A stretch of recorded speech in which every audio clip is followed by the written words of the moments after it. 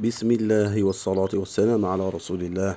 أما بعد، السلام عليكم إخواني الكرام.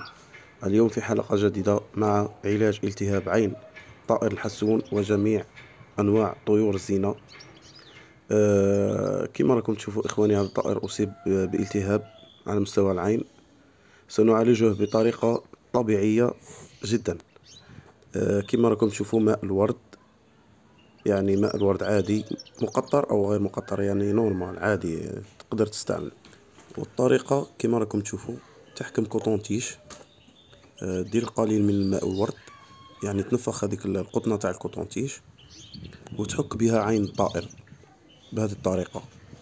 يعني طريقة سهلة جدا، ما هيش حاجة كبيرة، طريقة بسيطة.